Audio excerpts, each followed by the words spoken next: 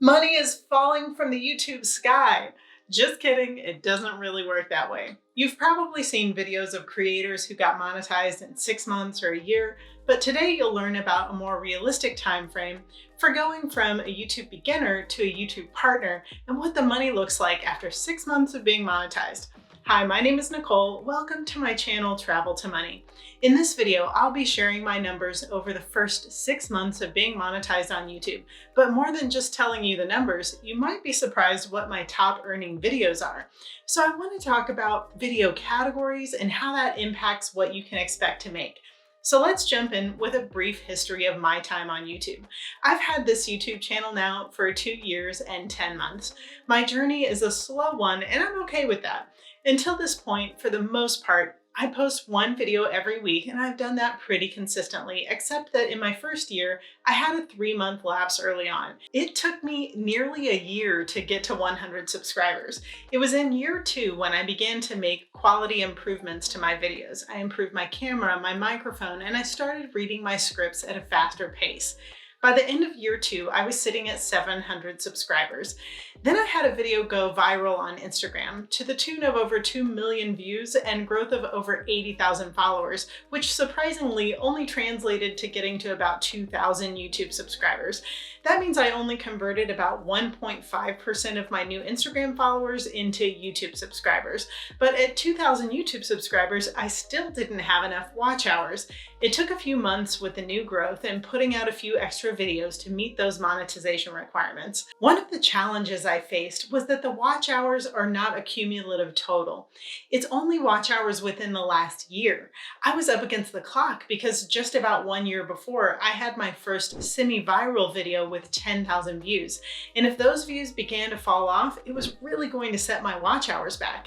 Anyhow, I made it, and some of my friends and friends of friends were watching my videos to help out.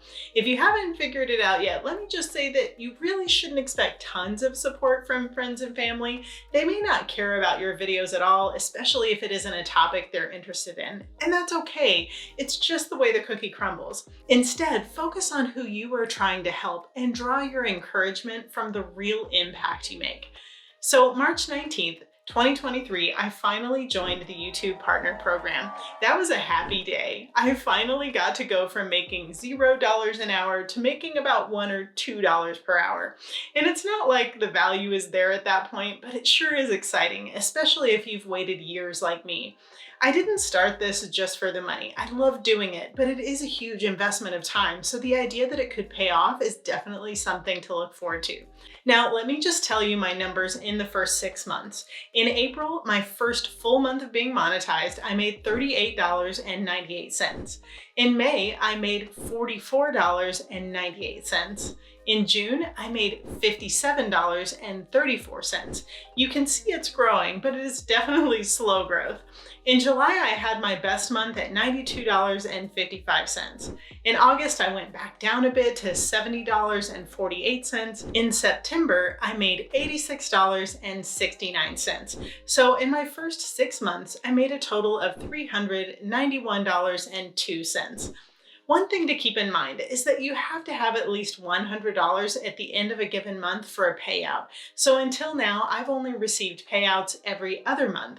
If you think about it, from an amount of money per hour I put into my videos each month, I'd be making about $3 to $5 per hour. But that's assuming that the 4 videos I put out each month are making all the money. But every video I've ever made is monetized, so most of them are earning at least a little something each month, and that will keep compounding.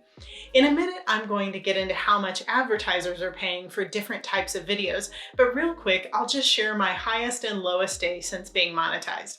My lowest earning day was May 11th when I earned only 50 cents. My highest earning day was my birthday, July 23rd, when I earned $7.03.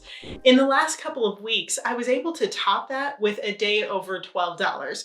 Just don't expect the peak days to be every day. I went right from a $12 day down to a $2 day. So, funny story, I was telling a friend of mine who helps me with managing all of this that I was going to make this video about how much I've made during my first 6 months as a YouTube partner. She was like, "Is that going to sound kind of like bragging?" I was like, no, because who's going to think that $400 is awesome for almost 3 years of work? Okay, now let's talk about what kind of videos are making the most money for me. My categories tend to be travel, financial independence or finance, and content about buying homes in Spain, which is where my largest following is due to the viral video on Instagram. Recently, I was looking at my video statistics and I was pretty surprised.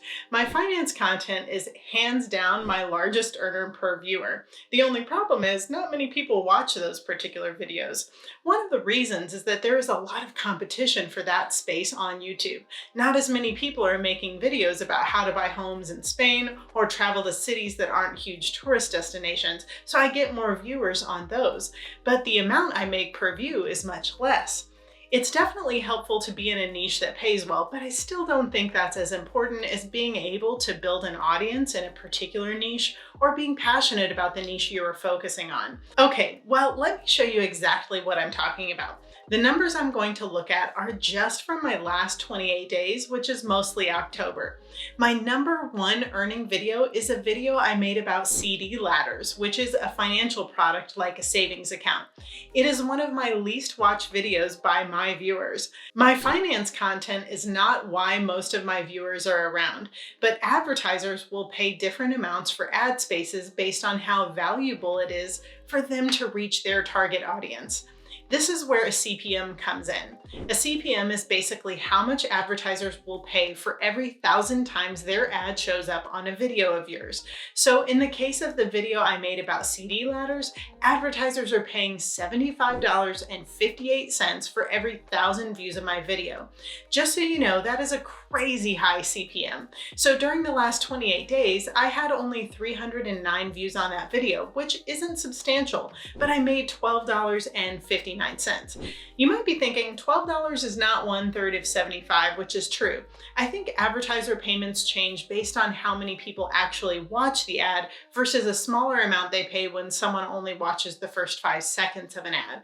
So yes, when you don't skip over those ads, that really helps me as the creator or whoever the creator is that you're watching. Now, my second highest earning video was about how to get your first 3 videos approved in the Amazon Influencer Program. The crazy thing is, over those same 28 days, I had double the amount of views on this video than I did on the video about the CD ladder. But for this video about the Amazon Influencer Program, the CPM is only $35, which is less than half of the CPM on the other video. During those 28 days, this video brought in $11.74. So the earnings were pretty similar to the first video I mentioned, but with double the amount of views. My third highest earning video over the 28-day period was a video I made a while back about how to rent a Tesla for Uber with Hertz. This one actually has a really high CPM of $42.61, but it only had 331 views, so it only earned me around $8. However, this is a really good example of how your video earnings will compound over time. That video is almost a year old, but in the last month, it was my third highest earning video, and it will keep earning me money as long as the topic stays relevant. Okay, I'm going to show you one more example because I think this one helps to make my point. My fourth highest earning video over the last 28 days was a video I made about the house I purchased in Spain for $9,000. My videos about my houses in Spain are some of my most watched content. This video had 1,152 views.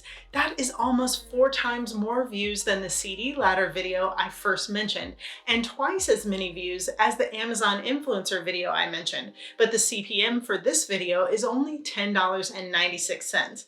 This means that even with all of those views, I only earned a little over $7. I hope this really helps to give you an idea of the importance of your CPM. And it's also important to know that CPM rates for certain videos and categories can change over time. If we're in a recession, businesses may not spend as much on advertising, so it's all subject to change. Well, I really hope this information helped you. If you're thinking about starting a YouTube channel, go for it. I'd love to encourage you along the way. Just be prepared for the process and have fun. If you enjoy it, then it's worth it. I do hope you'll subscribe and join me every day where travel and adventure build financial freedom. I can't wait to see where your dreams will take you.